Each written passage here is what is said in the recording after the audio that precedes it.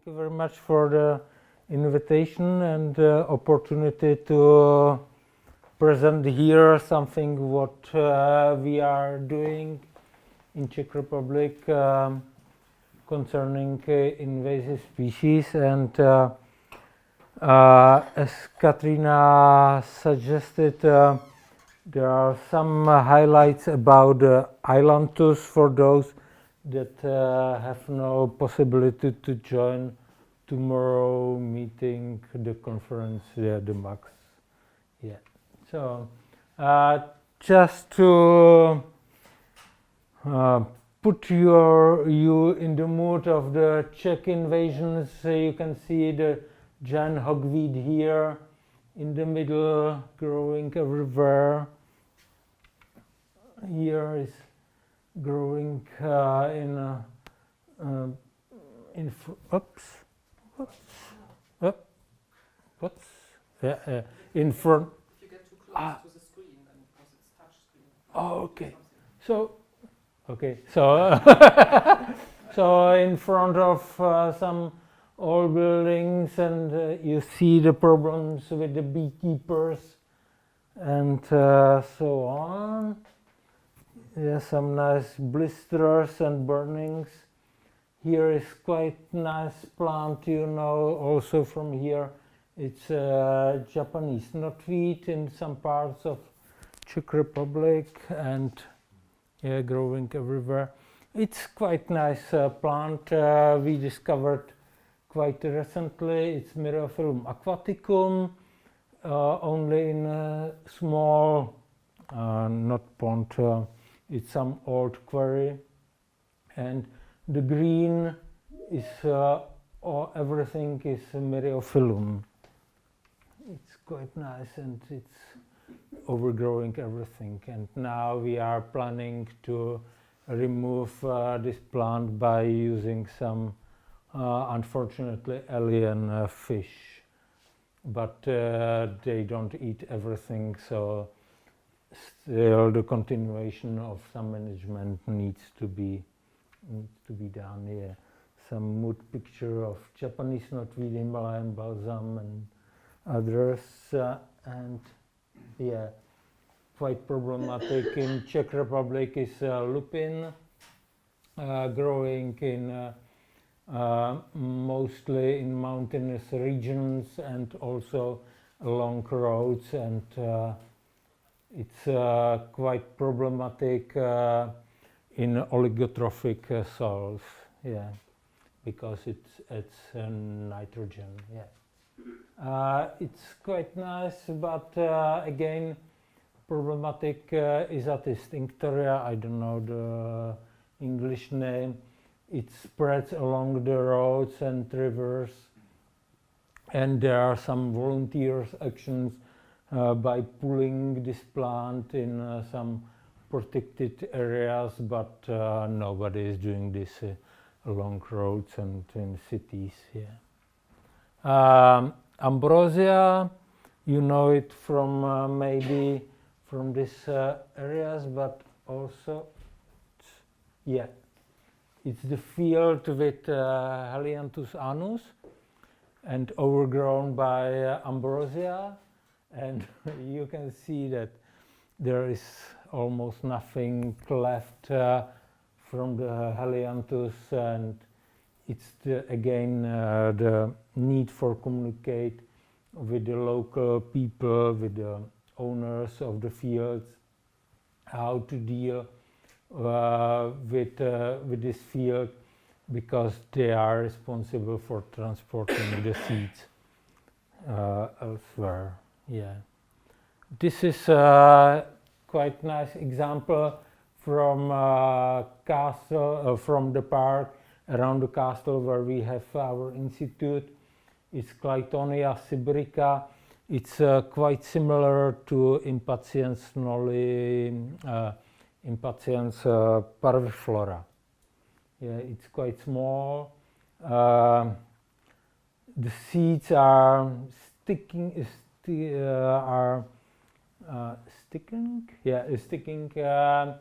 to shoes and to trousers, and it can spread. but surprisingly it's still only in this part. It's not spreading elsewhere. Yeah, Helianthus tuberosus, Robinia, Quercus rubra, and you can see that maybe it's similar to here. Nothing else than Quercus rubra is in the understory, yeah, of this forest. So we have problems with foresters to explain them which species should be managed and how. Asclepias syriaca is quite nice plant coming to Czech Republic from Hungary. Quite light and flying seeds everywhere, and I will talk about the management a little bit later. This is the map of the Czech Republic. Prague is in the middle, is somewhere here, and we had some quite good data about the history and distribution of the alien species, and we did some analysis, and we found that it's not surprising, it's around big cities, along big rivers, in old mining areas, and in warm areas. Here it goes from the Pannonian biogeographic region to South Moravia and so on. And the data we have allowed us to analyze the families which are naturalized, invasive, and so on. And 2 years ago we also analyzed quite in detail the habitats which are invaded or which are in which are more abundant naturalized species. And you can see that the rural habitats and agriculture, open forests, scrub are mostly invaded. Yeah. The data also allowed us to look on the pathways of introduction of these alien species, and you can see that the majority of the species were introduced intentionally as ornamentals and so on. So we have we have quite good data about Czech flora going quite well to the past, and we were able to analyze the pathways of introduction. And also here is one result of our project which was based on a railway system in Czech Republic. We have again quite good floristic data about the alien species in the Republic, and within this study in the last 2 years we analyzed the occurrence of alien species along the railway stations.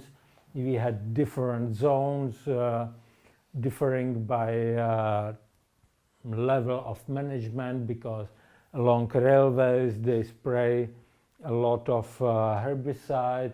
Around buildings you can see a lot of ornamentals, and around stations which is almost close to semi-natural or some urban habitats where the species can spread, and we analyzed how the species behave if the stations or railway can be taken as a as a stepping stone for aliens Sorry, to that's the problem. We are muted somehow. muted. So Okay. they can't hear us. No, They can't hear. this is just terrible. That's maybe the white button next to stop presenting, but it seems like an audio symbol. This one? Yeah. That looks like it. Yeah. Looks good. Can you hear us? There's a heart appearing that probably means Yeah. So we have another good data about the pathways in the Czech Republic. Oops.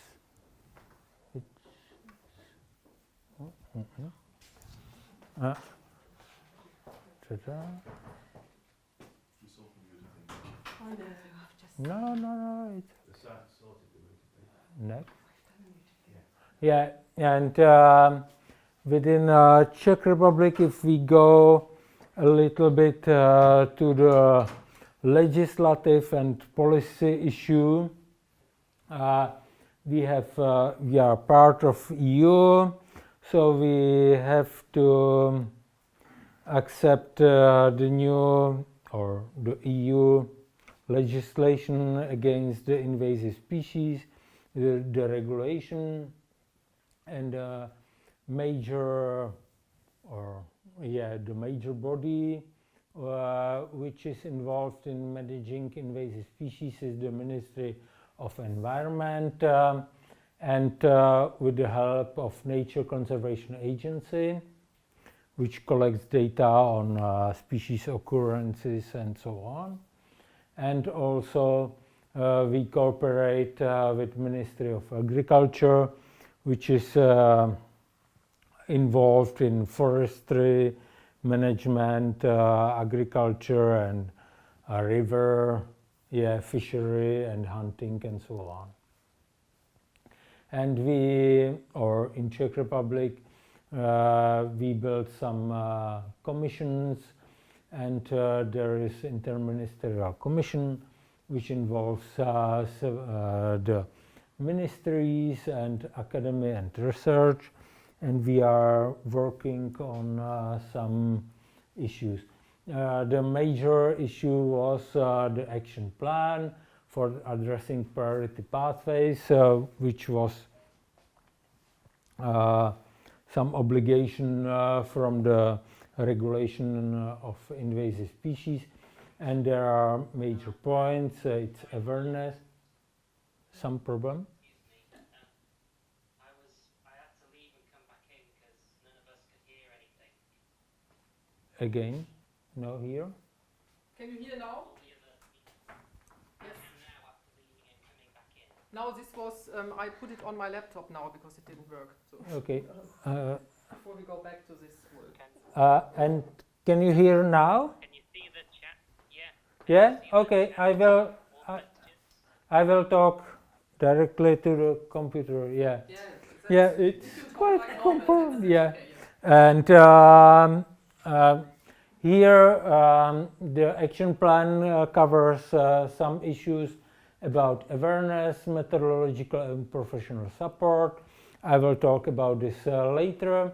Some monitoring activities, economic instruments, legislative instruments, and so on, which are quite important for invasive species. But the most, what I see, the most crucial is the methodological and professional support.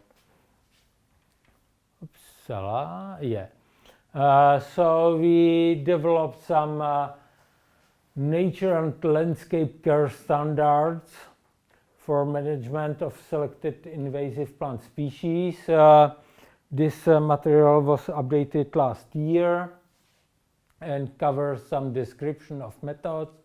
It focuses on individual species, and it's used by nature protection and also by different bodies for contracting the people who are doing really the field work, eradicating some species. It's quite important to let people know what are the most effective ways of management of some species and which are just a waste of money and time. For example, I took a quite old slide from Mr. Sliva, and this was describing the recommended management of Robinia pseudoacacia in Kabi. Mechanical is possible, chemical is possible. In Daisy was management mechanical not recommended, chemical recommended. And for example, some countries in EU say that only mechanical management of this species is possible, and they are against using some herbicides, which is not so good, because for Robinia or Ailanthus, as I will talk later, using herbicides is the only way how to efficiently remove the species. We published a small paper or comment in Neobiota about this issue and how herbicides are important for nature conservation. Yeah, and within the regulation and our national policy, we created management practices for the widespread invasive species. It's for Ailanthus altissima. Here you can see some distribution of this species in Czech Republic and how it changed over 3 years, and you can see it's slowly increasing its distribution.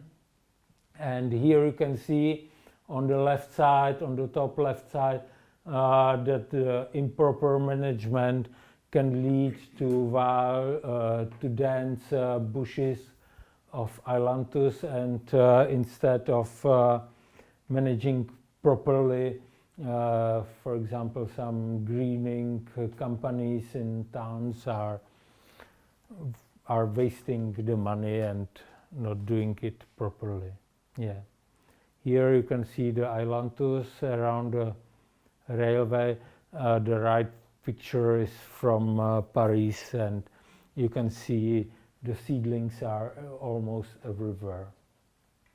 Yeah, and for the Ailanthus altissima, our national legislation, which is now transferred to some regional legislation act, we say that the aim of the management of Ailanthus is complete eradication in the Czech Republic. We want really to remove it because it has easily dispersing seeds, and we really need to eradicate it everywhere. And different regions set up different priorities, but the most important is that eradication in and around areas of conservation priority is important. Then in isolated sites, eradication along corridors and other locations. And here it's quite important to say that management must be done by using herbicides, and I will show you it on the picture. If you just cut, as you can see in the middle picture, if you cut it, it resprouts everywhere from the rest of the trunk and also from the roots, and it produces really a lot of seeds which can disperse everywhere. So it's important to change the thinking about the management of the local people, and for example to force management of ailanthus to the summer, not to the winter when people are or were used to cut the trees because of the birds and so on. So winter cutting must be completely avoided because at the time you can't use the herbicides. You can see there are on the left there are some small trees, and it's quite easy to strip the bark. I will show you on the pictures later, and use the herbicide. It's quite nature friendly because if you do it properly, there is no leak of the herbicide to the environment. On the right side is use of the what can be called biological control, which is now proposed by some Austrian companies. It's called Ailantex, but our colleague from Next Institute, he works as a phytopathologist, and he is not sure if this genus of the fungi is so safe. So we are now trying to develop some tests and so on, and it can work for large areas, but it's not so. We are not so sure about the safety. Yeah, here you can how you can distinguish the ailanthus. It has quite large scars from the leaves on the branches. Yeah, for example, this is rustifina, which is quite common in Czech Republic. I don't know here here as well. Yeah. Yeah. Yep. Yeah. This is another tree which was quite often mixed with ailanthus Coleurteria paniculata. I don't know the English name. Yeah, but in the fruiting time you can't mix it. Yeah, because it has different seed pods. Yeah, and here I will show you some examples of the management of Robinia and Acacia. Robinia is also, black locust is also quite invasive in Czech Republic in nature conservation sites, and you can see it's about 6 months later.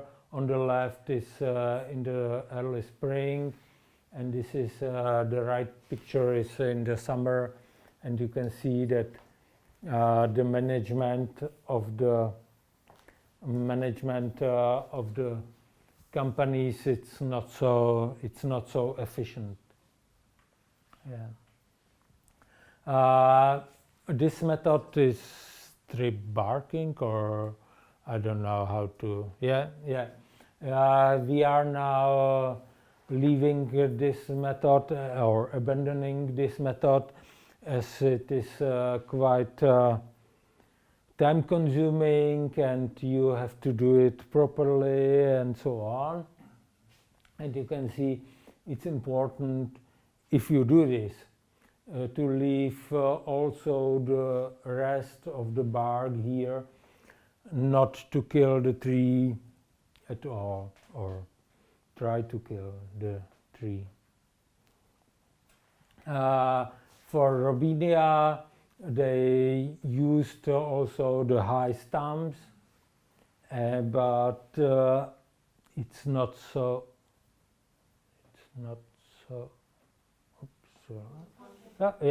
It's not so efficient, because you can see a lot of sprouts from the rest of the stumps, and also from the roots.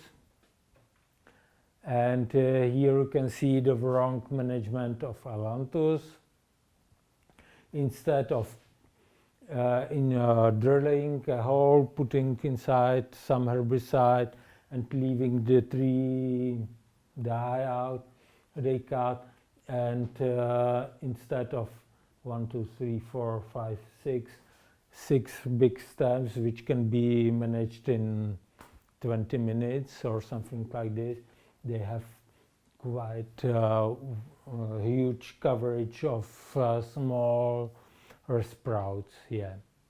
Here you can see big tree on the left, which can be really managed in 15 minutes, and on the right side you can see the whole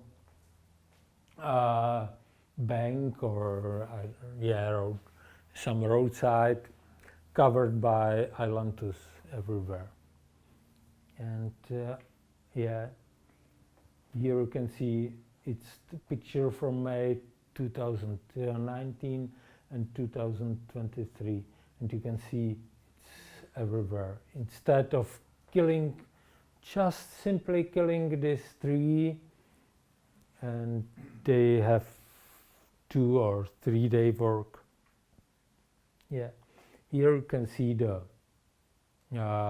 adult tree, and if you drill a hole, put inside the herbicide, leave the tree die out, it's quite easy and it works. The only problem is how to interact with the public and to explain them that it's not tree of heaven but tree of hell, yeah, something like this, yeah. So what has to be changed, it's not only about Ailanthus, it's about Robinia as well, because it's a highly sprouting tree.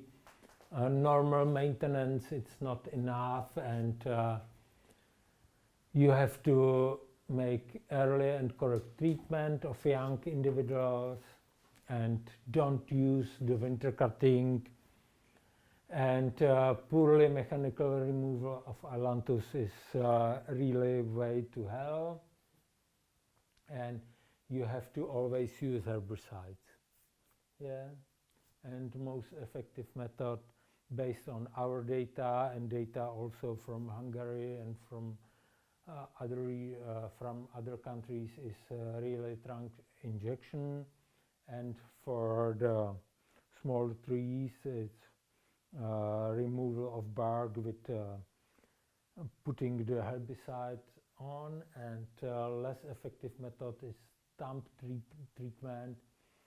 But if you can do the trunk injection, it's the best way.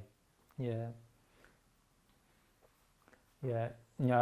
In some cases you are not allowed to use the herbicides or leave the trees to die out. So there are some hints which how the species can be somehow weakened and so on. So you can cut only some branches, cut the edge trees, selection of trunks and so on. But as I said, the herbicide is the best. Yeah. So for the young individuals where you are not able to drill a hole and fill the herbicide, is about in 60% of the diameter, remove the bark, put the herbicide, and make it on at least or make it in 2 positions against, and don't interrupt the bark so it can transpirate and don't feel that it's dead or damaged. Yeah. And for drilling for adult trees, it's pictures of my colleague and application of a herbicide in pre-drill holes. It's quite easy, and about 5 centimeters. It's all, I think, 3 centimeters. It's working, and based on the trunk diameter, you can select what is the name of this this small drill bit, and it's best to work in 2 persons. One is drilling, one is putting the herbicide in, and it really works quite well. I don't know if you need this, I can skip. And it's important to drill the holes for Robinia or Ailanthus around to the whole circle or whole perimeter, and all the stems, one of the most emerging invasive species in Czech Republic is now Prunus serotina. Do you have it here? Not yet. For example, in Germany or in Poland, it's terrible, and I have to say my personal opinion that the German approach to invasive species is very relaxing, and they are saying that it's nature, it's a natural process and so on, so we don't have to combat against them, but it's really everywhere.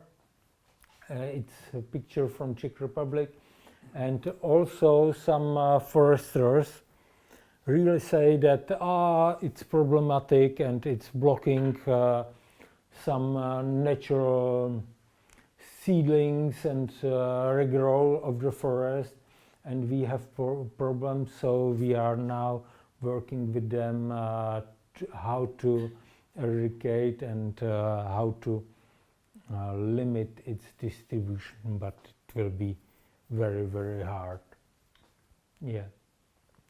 For knotweeds, we published relatively recently some paper about its management.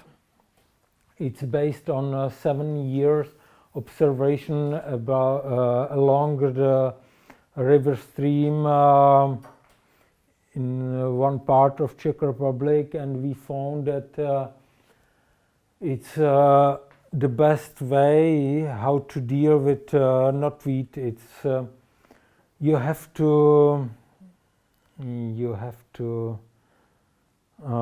come to some position that you are not able to eradicate knotweed at all, and if there is some remaining stuff, you can live with it. And so we proposed that used, for example, herbicide for first 3 years when you reduce the large canopies to small occurrences of knotweed everywhere, every 5 or 10 meters, and then to reduce the amount of herbicide and also the needed time and budget, go there every 3 or 4 years and spray only the small polycormons. The only exception is when there is some disturbance of the soil, when people cut the roots and rhizomes, and in that moment when you apply the herbicide, you are able to kill the plant. But when it has the large and developed root system, you are almost it's impossible to eradicate knotweeds. Yeah, and we developed. It's I'm sorry, it's in Czech, but it's for the local Czech rail highway agency, and they asked us for creating some guidelines how to deal with alien species along the roads. So we described some methods and some species, and I have some example here. So here are some methods: pulling for Himalayan balsam, and for it's not so quite common yet in Czech Republic, but here it's terribly. When I came from the airport, it's everywhere along the railway, Budleja. And we gave to the maintenance some recommended methods, some possible methods, some methods which are not good at all. Yeah, and for invasive species, we found that they like the irregular management, and it means that, for example, if you have meadow with some alien or invasive species, and you go there once in 3 years and try to manage it, and then you say, I don't have time, and so on, and leave the space there. It's the best for the invasive species because it can grow on the disturbed site again and resprout. It's much more important to think in the long perspective what will be the follow-up after management, after eradication. If you don't have plan, it's better not to do any control, or wait. You can wait 2-3 years. Yeah, new constructions with earth moving, eutrophication, fragmentation of native vegetation, and also some gardening when the people introduce some new species from the hobby markets and so on. 5 minutes or so. Okay. Yeah, and we also cooperated with nature protection agency and landscape or nature park, and we developed some strategy for invasive species, which is all again based on some this is the area of the nature park, national park, and we said that some management in the core zone can be much different than in villages which are in black, along the main river which goes through, or in the I don't know, open area or other territory. And also we have species approach for different species, where we propose some goals of the management in different areas. Here you can see there are the zones, and here are some priorities for the species. Yeah.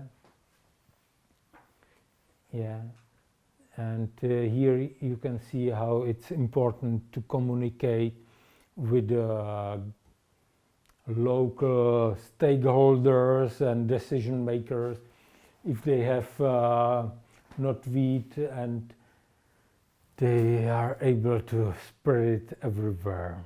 Yeah. Yeah. Yeah.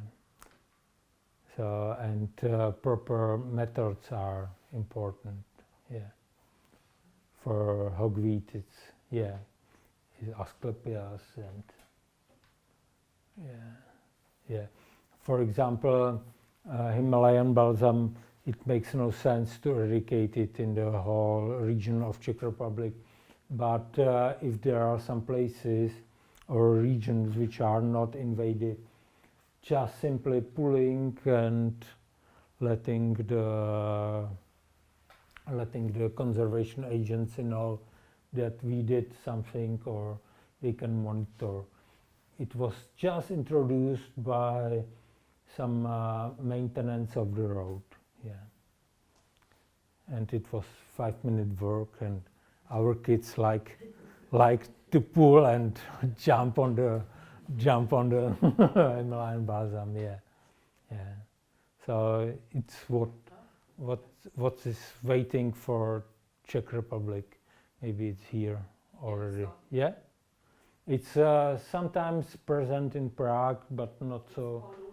Yeah, Polonia. Sorry, it's pictures from Paris. Yeah, it's coming to Czech Republic, or it's quite widely planted in gardens. It's Prunus laurocerasus. It's quite common in ornamental planting, and it's already naturalized in Germany and here as well. Yeah, Telekia speciosa, quite problematic in Czech Republic. Yeah, and Senecio idaquidens along the roads. Yeah, and Budleia. And Amorpha fruticosa, which was planted mainly by the road maintenance. Acernegunta. And maybe Vespa velutina. Not, we had some records last year, but we were lucky to eradicate it, and now That's the Asian hornet. Asian hornet, yeah. So we developed some scheme how to contact the fire brigade and how to communicate and so on. Yeah, thanks.